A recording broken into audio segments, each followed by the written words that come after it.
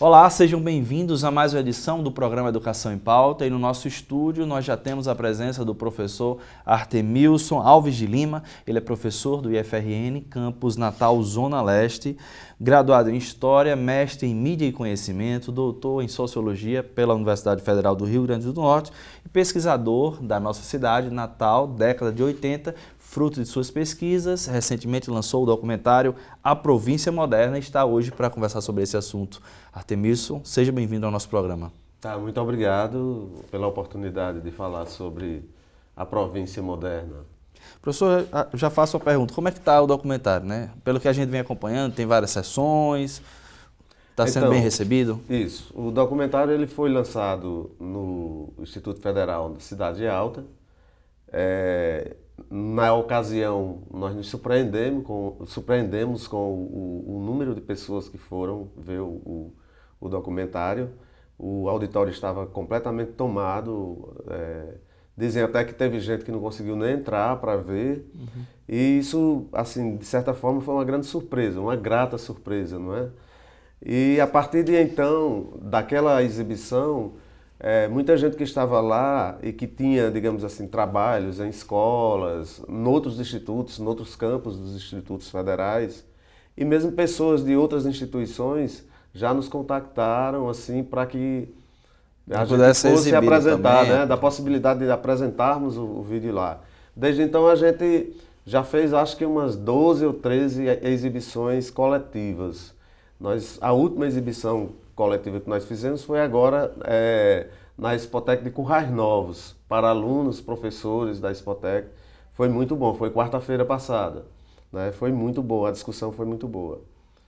Professor, e assim, eu posso também assim, destacar alguns lugares que para mim são muito relevantes, além de vários campos, né, como Parnamirim, como Nova Cruz, que também nos chamaram, como o próprio Natal Central, o Campus EAD. Nós tivemos uma exibição muito interessante desse vídeo, que foi na comunidade de Mãe Luísa, né? E a discussão foi muito boa. Eu acredito que no decorrer da entrevista, se for preciso ou se for possível falar sobre isso, claro, a gente fala. Antes de chegar nessa repercussão, eu queria conversar um pouquinho sobre quando a gente faz um produto audiovisual, nunca é sozinho, né? Como é que foi feito essa produção? Então, essa produção é uma produção em parceria da universidade, através da PROEX, mais especificamente do Núcleo de Pesquisa Os Espaços da Modernidade, que é coordenado pelo professor Raimundo Arraes, e o Instituto Federal, né? No caso, o Instituto Federal, campus Zona Leste. Né? Zona Leste, a antiga EAD. Deixa de ser antiga EAD, mas não deixa de ser EAD porque trabalha com a educação à distância. Então, o processo ele resulta de uma pesquisa que já vinha sendo feita durante todo o ano passado, uma pesquisa que tinha como finalidade não necessariamente um vídeo, uma pesquisa que se dedica à produção de textos sobre a cidade de Natal, que já é, digamos assim, uma temática principal do próprio grupo de pesquisa. E durante esse processo de investigação, eles descobriram um acervo fotográfico muito bom. Algumas dessas fotografias lá, inclusive, rodavam na internet, mas muitas fotografias que a gente não conhecia. Então, e de onde foram achadas essas? Então, você tem fotografias, muitos acervos pessoais, né? Alguns acervos pessoais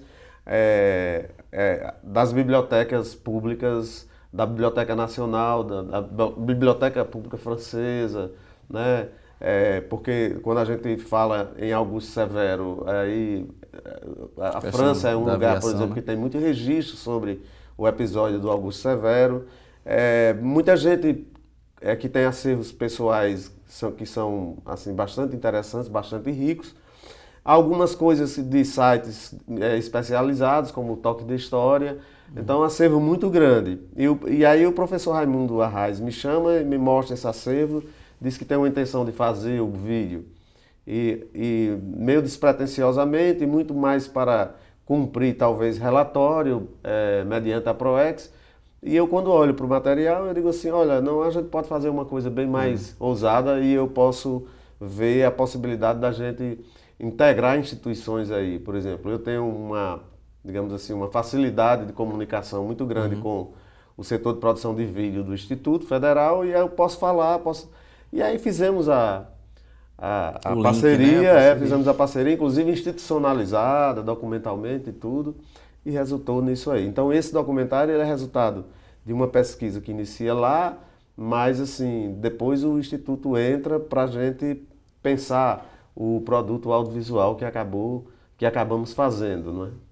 E essa pesquisa especificamente da década de 80, né? Não foi só esse documentário, você também é autor do livro Escaladas da Contracultura Natal, década de 1980.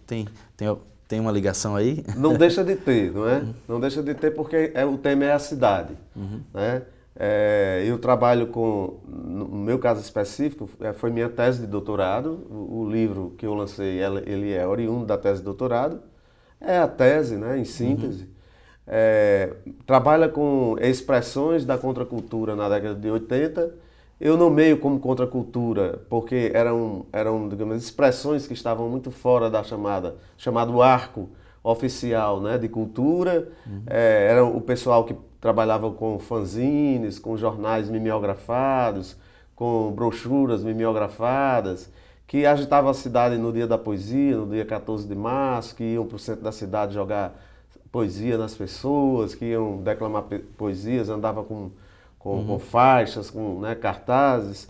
Era também esse pessoal que promovia o Festival de Artes de Natal, que era o famoso Festival do Forte, né? Era, por exemplo, o Eduardo Alexandre Garcia, que montou uma galeria, que era uma galeria itinerante, chamada Galeria do Povo, né, que expunha poesias, expunha quadros de todo mundo que quisesse expor de maneira livre, ao ar livre, na Praia do Meio. Então eu trato, nesse livro específico As Escaladas da Contracultura, que é objeto de estudo de doutorado, eu trato um pouco disso.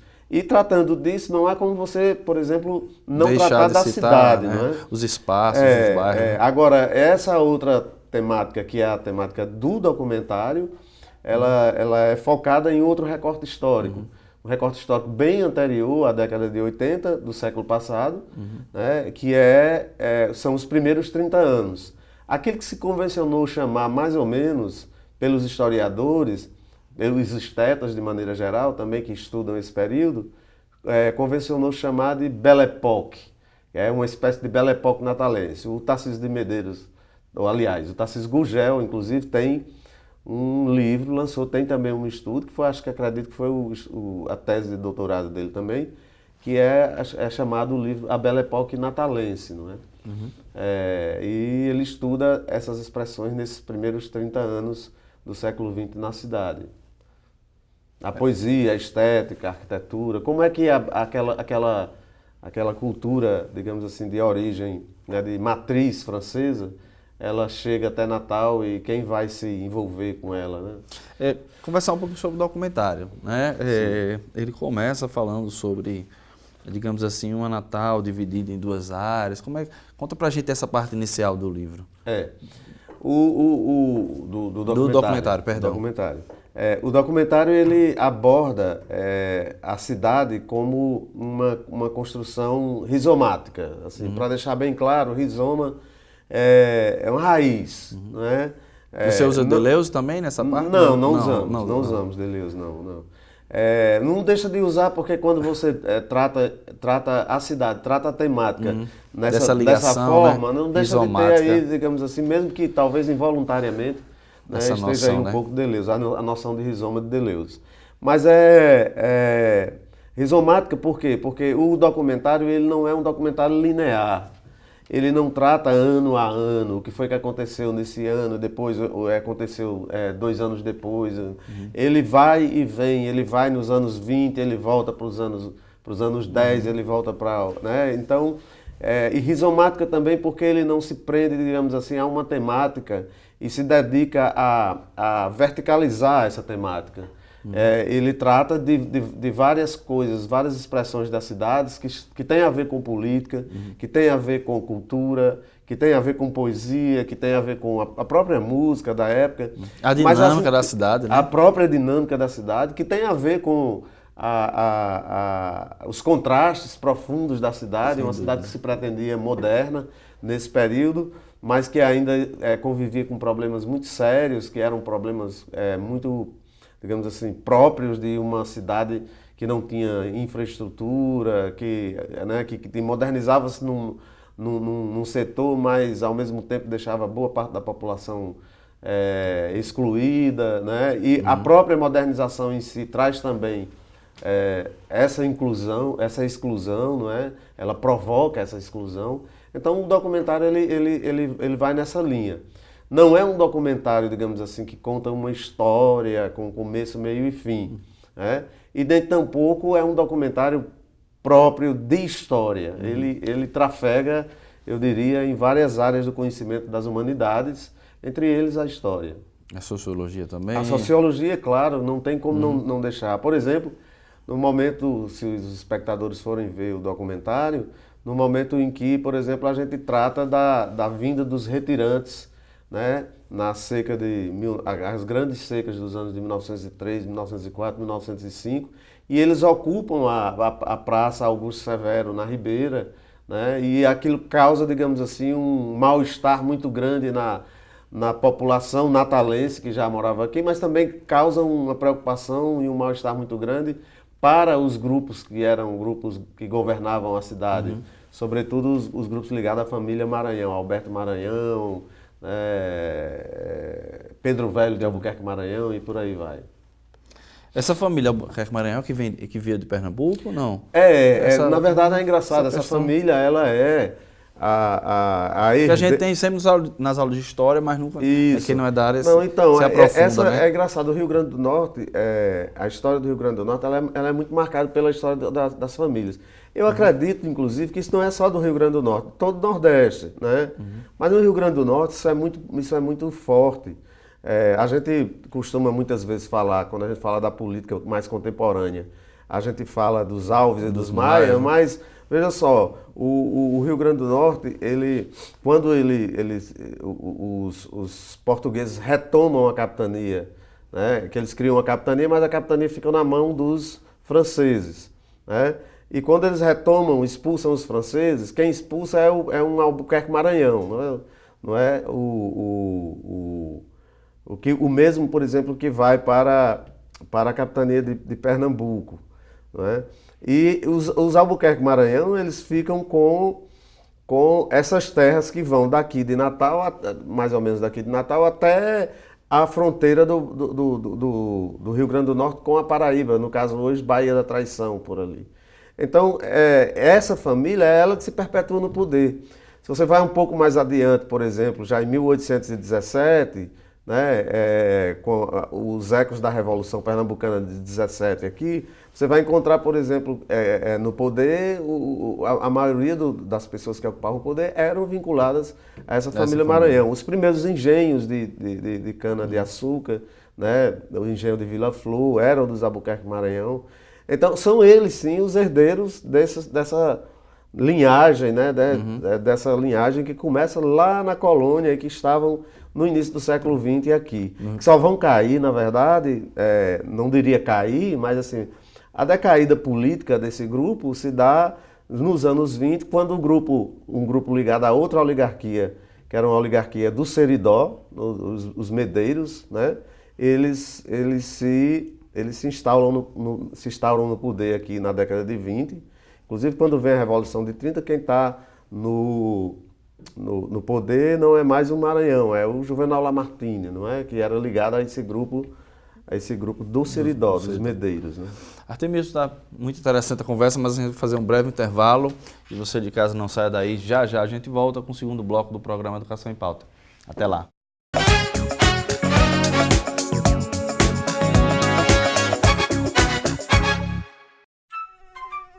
Assim ele parece inofensivo, mas você já sabe os males que esse mosquitinho pode trazer. Por isso, todo cuidado é pouco para que o Aedes aegypti não se prolifere. Aí vão algumas dicas. Verifique caixas, reservatórios e depósitos de água. Eles devem permanecer limpos e lacrados. Deixe o terreno limpo de copos plásticos, pneus, sacos de lixo. Não parece, mas eles podem ser criadouros do mosquito. As calhas dos telhados devem estar sempre limpas e desentupidas. O acúmulo de água é um local ideal para o Aedes aegypti. Coloque telas nas janelas da sua casa. Isso evita visitas indesejadas ao longo do dia. Ter bichinho em casa é bom, mas lembre sempre de trocar a água dele e de lavar o recipiente. Caso tenha alguma dúvida, entre nesse site ou ligue para esse número. É o seu canal de comunicação com o governo federal. No IFRN, todos os campos estão engajados na luta contra o Aedes aegypti. Isso porque a gente sabe que para vencer essa guerra, cada um tem que cuidar da sua parte. Entre na luta você também e prove que um mosquito como esse não é mais forte que um país inteiro. É o IFRN na luta contra o Aedes aegypti.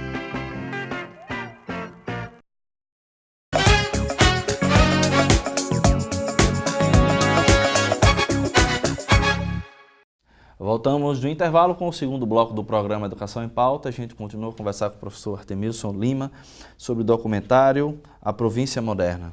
Isso. Professor, Natal, né? O documentário fala sobre Cidade Alta, Cidade Baixa. Eu queria começar sobre essa discussão, né? Parte da Ribeira, Cidade Alta. Foi importante também fazer o lançamento lá, né? Sim. Historicamente, nessa região da cidade? Sim, com certeza. Embora não tenha nos ocorrido, agora você que está colocando uma coisa que é interessante, né? Porque a gente lança o documentário na Cidade Alta, é de onde a gente parte no documentário. Na verdade, todos nós sabemos, natalenses sabemos, ou é de se supor que todo mundo sabe, que a cidade de Natal, o núcleo germinal da cidade de Natal, é a Cidade Alta. É aquela parte onde está o Memorial Câmara Cascuda, a Praça André de Albuquerque, é onde está a antiga Catedral, o Instituto Histórico e Geográfico, o antigo Palácio do Governo, que é hoje a Pinacoteca do Estado, né? Então, aquilo ali é o que nós chamamos de núcleo germinal da cidade. Era digamos assim, uma espécie de nesga que ia dali da subida daquela ladeira em frente à Capitania, né, das Artes, e até mais ou menos, por exemplo, ali a descida do Balde, debaixo daquele viaduto. Então, a cidade ela se forja, começa a se desenvolver ali. Isso era uma regra, inclusive, de construção de cidades durante a colônia, no Brasil colônia, porque era para aproveitar a parte mais alta, porque a cidade ficava, de certa forma, mais protegida. Se você pegar todas as fotos, inclusive algumas que a gente usa no documentário, que foram feitas pelo Bruno Bugar, de cima da torre da igreja, e mesmo algumas que foram feitas depois, posteriormente, por Edgar Dantas, né? Não, Edgar Dantas não, o pai dele, que era Dantas também. Você vai ver que de cima da torre da igreja, você via toda a Barra do Rio, né? E aquela parte baixa da cidade, que nós chamamos de Ribeira e Rocas, Ribeira hoje, era uma parte assim, que só vai ser habitada a posteriori. Já no século XIX começa um movimento de ocupação.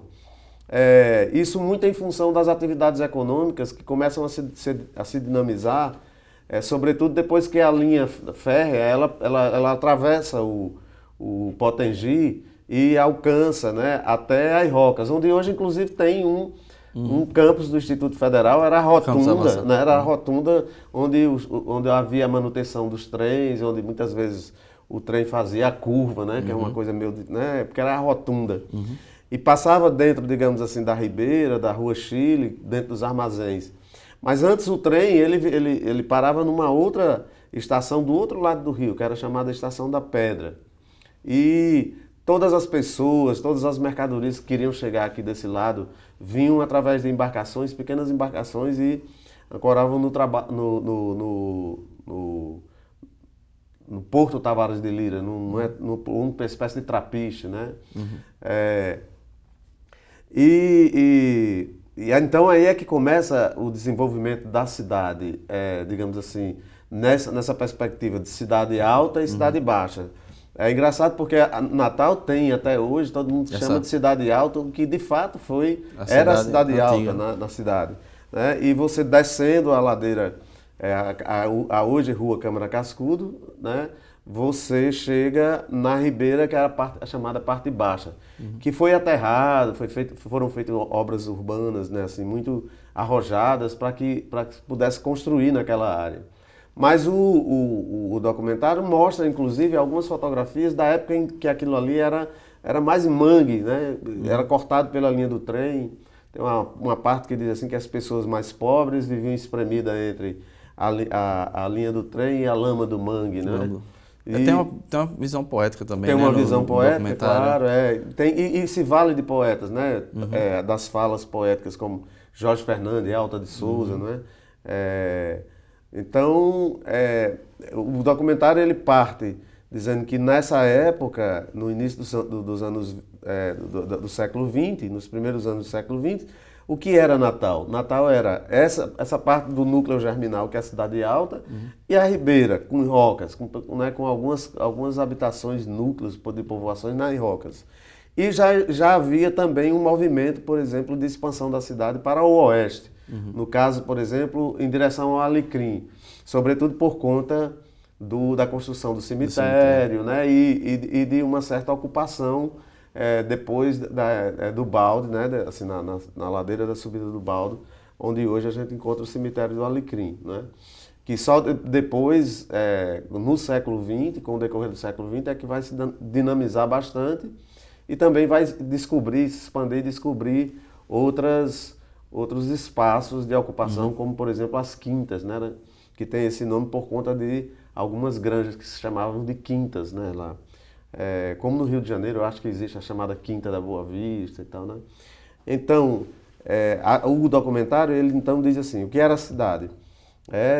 A cidade era a mais efervescente cidade do ponto de vista, assim, digamos assim, de uma vida, né, econômica, de uma vida cultural, de uma vida social, era a Cidade Alta, o núcleo germinal, e a Ribeira, sobretudo por conta da importância que a Ribeira ganha no final do século XIX, com a extensão da linha de trem, né, e a construção de armazéns, o desenvolvimento da exportação de algodão, de peles, de couro, de sal, né, que saía, boa parte saía aí pelo Porto de Natal naquela área. Esse título, A Província Moderna, né, se deve a quê? A Província Moderna é uma sacada muito feliz do Raimundo Arraes, que é quem escreve o texto, né? E com quem nós assim, tivemos um diálogo muito estreito, principalmente também para efeitos de direção. Não é à toa que nós assinamos a direção conjuntamente. A sacada é interessante por quê? Porque esse período também da história do Brasil é o período que o modernismo está chegando no Brasil. Inclusive, quando a gente fala das melhorias, fala no bonde, a gente cita um trecho de um poema que é de um modernista, o modernista potiguar, o mais conhecido deles, que é o Jorge Fernandes. Né? E porque província, porque é um paradoxo aí, entre o que é provinciano e é moderno, ao mesmo tempo é provinciano e é moderno. Sim, é provinciano porque era uma cidade ainda muito pequena, de muito poucos habitantes, e é provinciano porque essa cidade era uma cidade que convivia ainda com muitos atrasos do ponto de vista da sua estrutura urbana em si, mas era uma cidade, por exemplo, que tinha conexões, inclusive internacionais, muito fortes. Como, por exemplo, a questão da aviação, falou, né? O Augusto Severo, exatamente. Né, tinham conexões muito fortes. Então era assim, era moderna porque tinha também uma elite, de certa forma, bem esclarecida, né? Assim, era uma elite que gostava de leitura, que gostava de poesia, que gostava de... Né, que fez um teatro, né? Que criou um teatro, que é o Teatro Alberto Maranhão, que antes era Carlos Gomes, né? Enfim, tinha traços dessa... Queria ser uma cidade moderna, mas ao mesmo tempo tinha, digamos assim, elementos de província que estão ligados a um certo atraso, nada moderno, né? Muito forte. Por isso a província moderna. E bem mais à frente, Segunda Guerra Mundial, quer dizer, sempre teve esse diálogo, né? A Segunda Guerra Mundial, já um pouco mais adiante, vem dar, digamos assim, uma espécie de virada, né? né, porque a cidade ela é invadida assim, totalmente por americanos e em função da vinda desses americanos, vem muita gente do interior procurando melhoria de vida, trabalho, né? Então foi sempre uma cidade muito dinâmica, né? Até mesmo tem uma coisa curiosa, né? A gente falou do próprio Cidade Alta, Rocas, né? Onde tem a rotunda, hoje é um museu, né?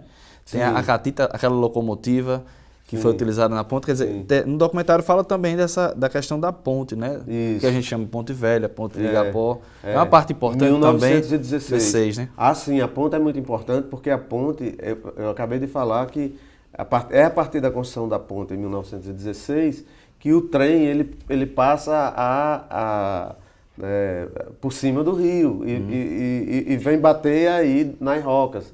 Isso era muito importante. Vai para o açúcar de Ceará-Mirim. O açúcar de Ceará-Mirim, né? Mas não só, mas também, por exemplo, o algodão, peles, né? De animais como gado, por exemplo, vindo do sertão central, porque essa linha férrea, ela não para em Ceará-Mirim como para hoje. Ela vai até Lages, ela vai lá dentro, ela entra na Paraíba, ela vai para Paraíba, na verdade.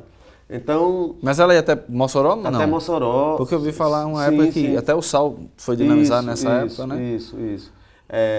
E desce, né? E desce... Por exemplo, se você for na cidade de Patu hoje, lá na Tromba do Elefante, você tem uma linha férrea lá abandonada com a estação antiga. E aí foi uma empresa inglesa, né, que veio? Sim. Eu cito isso porque, assim, recentemente... Great Western. Em Portugal, eu fiz uma viagem pelo interior e vi uma igualzinha. Eu digo, poxa, fiquei maravilhado, assim, com a ponte daquela... Quer dizer, mais uma questão internacional, né? Uma empresa... Isso até porque os ingleses, nesse período, né, no final, durante toda a segunda metade do século XIX, né, depois que o Brasil se torna independente, o grande parceiro comercial brasileiro, assim, digamos assim, de porte, né, de pujança, principalmente no que diz respeito às manufaturas, à industrialização, era a Inglaterra. Então, tudo que era referente a maquinário, tudo que era referente digamos assim, a estruturas de linhas férreas, aos próprios trens, e tem até piada, dizendo que até caixão de defuntos se comprava da Inglaterra, não é? Porque o Brasil, o governo brasileiro alimenta no século XIX a ideia de que o Brasil tinha vocação agrária e que a Inglaterra era a nossa grande parceira e que a Inglaterra podia suprir as nossas necessidades de máquinas, né? E portanto, a linha férrea e a própria ponte, ela é construída com, digamos assim, com tecnologia inglesa, não é? O que você destacaria mais? Achei interessante a questão da distância para a praia, né? Hoje a gente fica achando que é muito próximo, tem de carro, mas naquela época era distante, né? A praia, a primeira... O que eu destacaria foi Areia Preta. Areia Preta, e era ali mais perto, né? Imagina. Como balneário, né? Assim, foi Areia Preta. Inclusive, ela vai ser o primeiro lugar em que as pessoas que vão construir casas de veraneio, né? Ali e tal, assim, por conta exatamente da expansão do bairro de Tirol e de Petrópolis. Né?